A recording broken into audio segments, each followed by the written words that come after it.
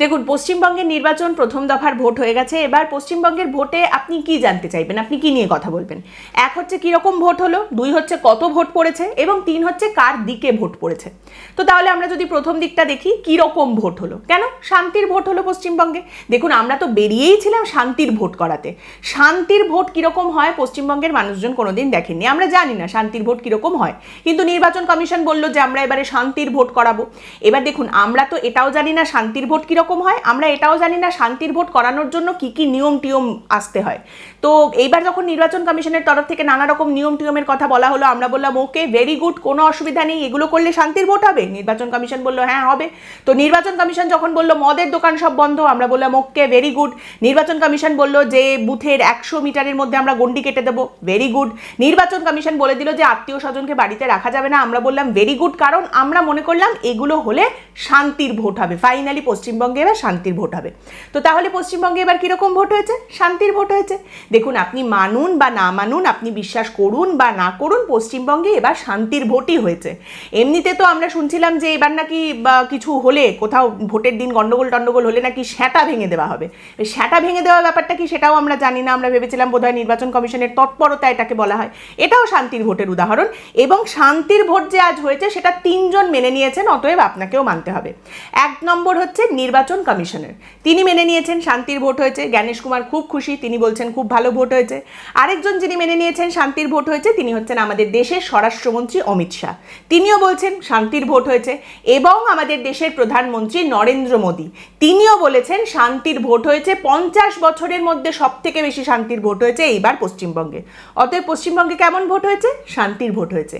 আর এই যে শান্তির ভোট, যেহেতু শান্তির ভোট, তাই ভোটারেরও খুব একটা কোনো টেনশন ছিল না, ভোট কর্মীদেরও খুব একটা টেনশন ছিল না। শান্তির ভোটের সব থেকে বড় উদাহরণ, সব থেকে ভালো উদাহরণ আর যেটা দেখা গেছে সেটা হয়েছে পিংলা বিধানসভায়।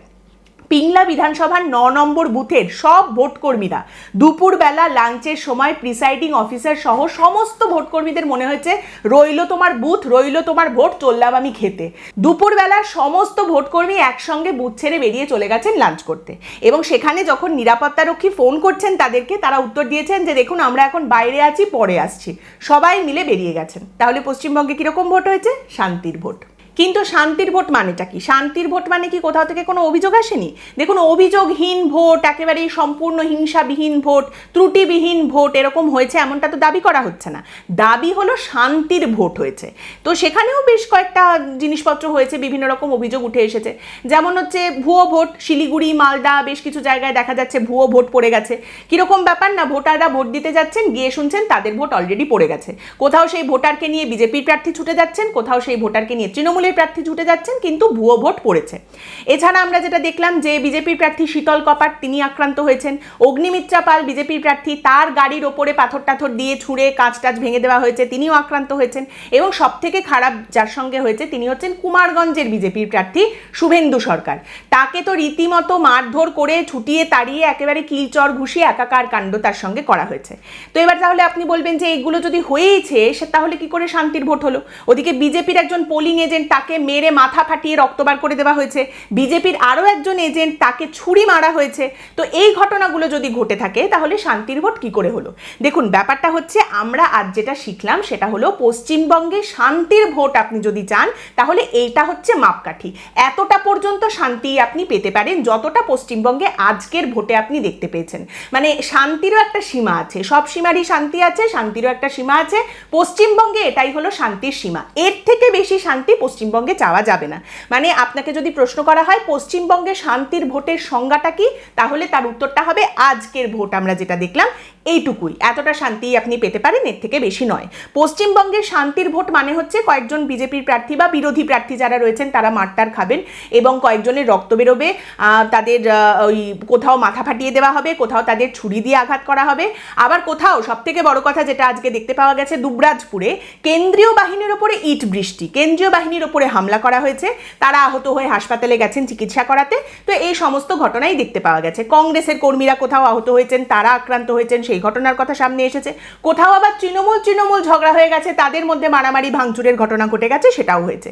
এই হলো পশ্চিমবঙ্গের শান্তির ভোট। তার মানে এই সমস্ত কিছু দেখার পর আপনাকে তখন বলতে হবে যে পশ্চিমবঙ্গে আসলে মোটের ওপর শান্তির ভোট হয়েছে। এতটাই শান্তি পশ্চিমবঙ্গে আপনি পেতে পারেন, এর থেকে বেশি নয়। পশ্চিমবঙ্গে এই হলো মোটের ওপর শান্তির ভোটের উদাহরণ। তো প্রথমে তো গেল কীরকম ভোট হয়েছে, এই গেল। এবারে তাহলে প্রশ্ন হচ্ছে কতটা ভোট হয়েছে।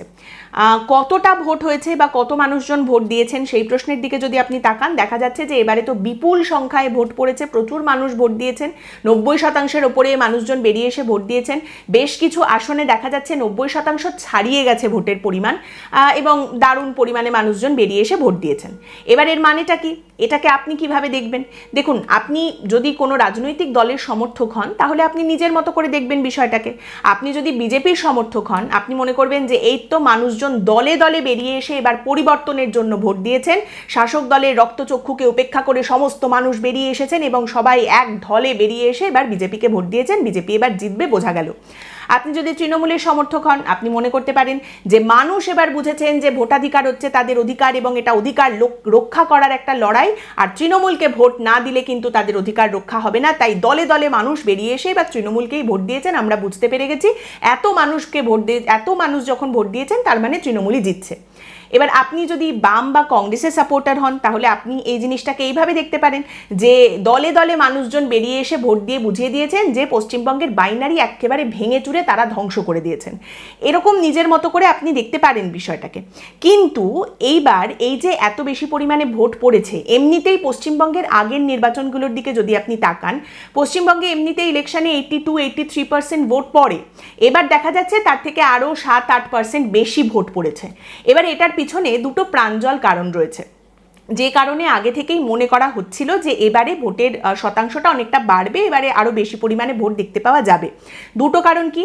প্রথম কারণ হচ্ছে ডেড ভোটার্স বা ডুপ্লিকেট ভোটার্স যারা ছিলেন তাদের যেহেতু এসআইআর এর কারণে নামগুলো বাদ চলে গেছে, তাই পুলটা এমনিতেই ছোট হয়ে গেছে।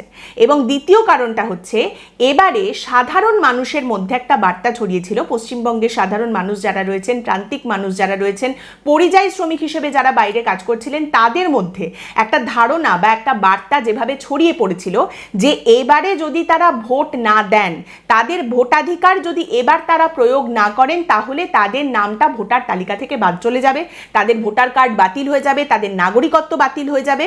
সেই কারণে কিন্তু ভোট দেওয়ার একটা তৎপরতাও এবার পশ্চিমবঙ্গের সাধারণ মানুষের মধ্যে দেখতে পাওয়া গেছে।